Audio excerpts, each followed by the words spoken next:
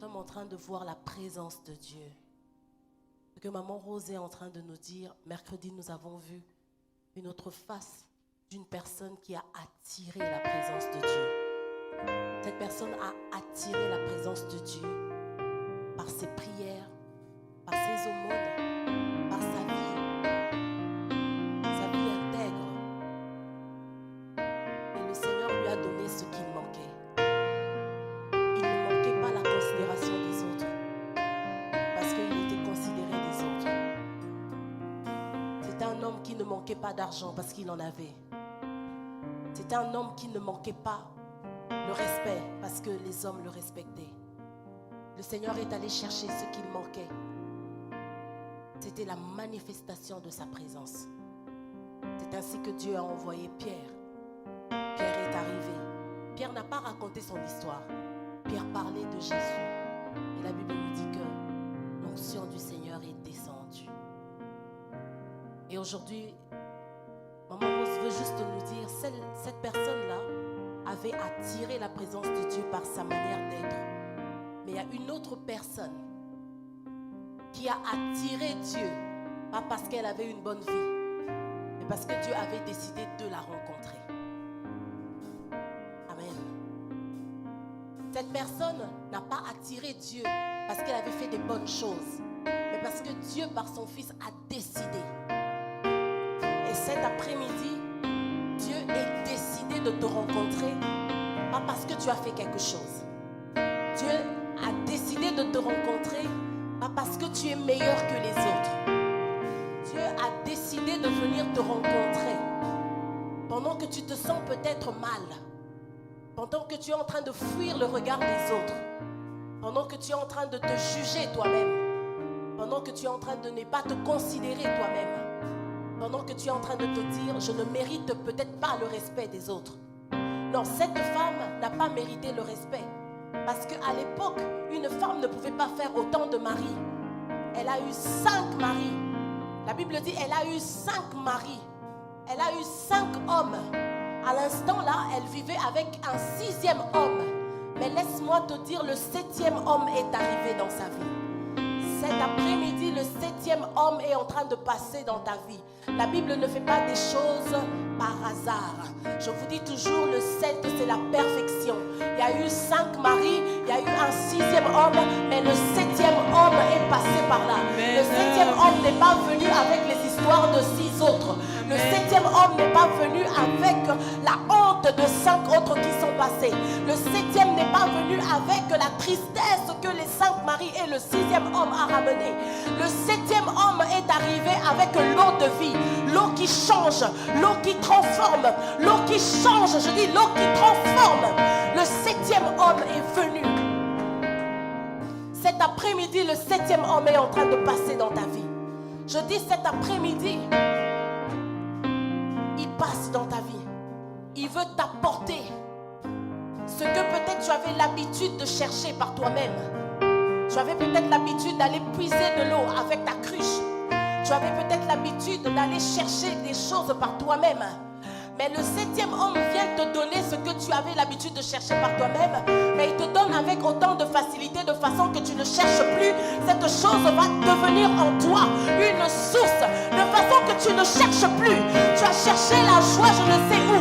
Tu as cherché l'argent, je ne sais où. Tu as cherché la considération, je ne sais où.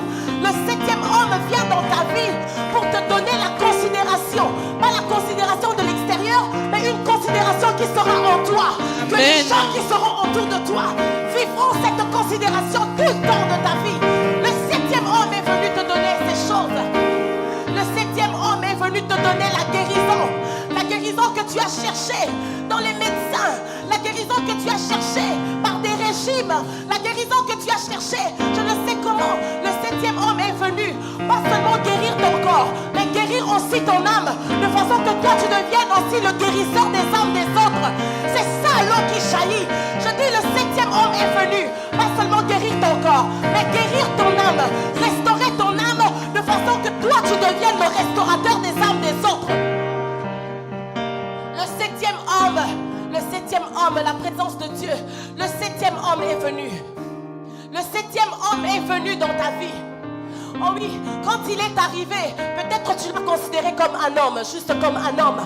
Comme cette femme samaritaine a commencé par lui dire, comment toi juif, il a dit comment toi juif, j'ai envie de dire ça en lingala. Ça veut dire que je n'ai pas de respect pour toi. On ne se connaît pas. Comment tu viens me demander quelque chose? Toi et moi, on ne se connaît pas. Non, toi tu ne me connais pas, mais moi je te connais. C'est ce que Jésus est en train de te dire. Certainement toi tu ne le connais pas, mais lui il te connaît. Parce qu'au fur et à mesure il avance avec toi, il va te dire ce que les autres ne t'ont jamais dit. Il va te dire même les pensées de ton cœur. Est-ce qu'en ce lieu, Dieu n'a pas révélé les pensées de cœur ici? Est-ce qu'en ce lieu, le 7e homme n'a jamais montré les pensées des cœurs des gens ici? Est-ce qu'en ce lieu, nous n'avons pas entendu parler de ce Dieu qui peut relater ce qu'on avait fait hier et ce qu'on vient de faire juste avant d'arriver ici? Oh oui, je suis en train de dire, le 7e homme est venu dans ta vie pour te donner ce que tu as tant cherché, pour que cette chose que tu as tant cherché devienne en toi une source pour que les autres qui cherchent trouvent en toi ce que eux...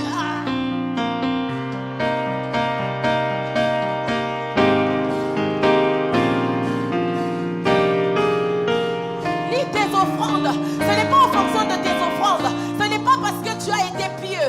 Ce n'est pas parce que tu as été exemplaire. Ce n'est pas parce que il n'y a pas de parce que. Il a seulement décidé de venir te rencontrer là où toi tu viens chercher les choses. Il a seulement décidé de venir te rencontrer. Oh, il ne fait rien au hasard. Il savait que s'il était avec ses disciples, il n'allait pas bien parler. Il a permis que les disciples ne soient pas là. Oh oui, tu n'es pas venu rencontrer celui qui te rencontre avec les gens. Tu es venu rencontrer celui qui te rencontre seul, parce qu'il veut te dire les choses que seules tes oreilles doivent écouter. Oh, le 7e homme est là. Le 7e homme est là. Il vient transformer une vie. Le 7e homme ne laisse pas la vie telle qu'elle était. Le 7e homme, quand il vient, quand tu avances avec lui, tu vas commencer à comprendre la révélation de qui il est. Tu vas peut-être commencer en disant que tu es juif. Non, quand il te balance une petite vérité, tu passes de juif en Seigneur. Quand il te balance une autre vérité, tu passes de Seigneur en prophète. Quand il te balance une autre vérité, tu passes de prophète en Messie. Oh oui, quand on parle de Messie, on parle de celui qui a été envoyé. On parle de celui qui transforme. On parle de celui qui change. On parle de celui qui prend les choses folles pour confondre les choses qui sont considérées aux yeux des gens. On parle de celui-là qui nous prend de la terre, qui nous lave, qui nous positionne, qui nous élève. Oh oui, je suis en train de dire, quand elle a eu la révélation du Messie, le 7e homme comme Messie, cette fois-là, elle n'avait pas regardé à sa vie. Elle n'avait pas regardé à son background qui était compliqué. Tout ce qu'elle a fait, elle a couru. Elle a commencé par lâcher sa cruche. Oh oui, est-ce que cet après-midi, quelqu'un va lâcher sa cruche? Je dis cet après-midi, quelqu'un va lâcher sa cruche. Elle a lâché sa cruche.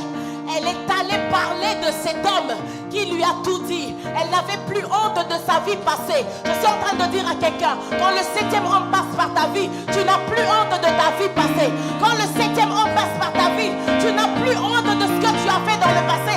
Parce qu'à l'instant même, ton passé est effacé. Oh, je dis parce qu'à l'instant même, ton passé devient effacé. Tu seras en train de parler, on ne regardera pas ce que tu as fait. On regardera ce qui sort de toi maintenant, parce que ce qui sort de toi, c'est la vie. Je dis ce qui sort de toi, c'est la vie. Je suis en train de déclarer que le 7e homme puisse impacter la vie de tout le monde, afin que tout ce qui sortira de nous soit la vie, soit la vie, soit la vie. Le 7e homme, est-ce que tu peux te disposer? Est-ce que tu peux te disposer à recevoir le 7e homme, à rencontrer le 7e homme, afin que tout de toi soit transformé? Je dis afin que tout de toi soit transformé, afin que ton passé n'existe plus. Est-ce que tu peux te disposer? Ne me regarde pas, moi je n'ai rien à te donner. Oh, je n'ai ni or ni argent. Tout ce que j'ai, c'est ce que je donne, la parole de Dieu vivant. Je dis la parole de Dieu vivant.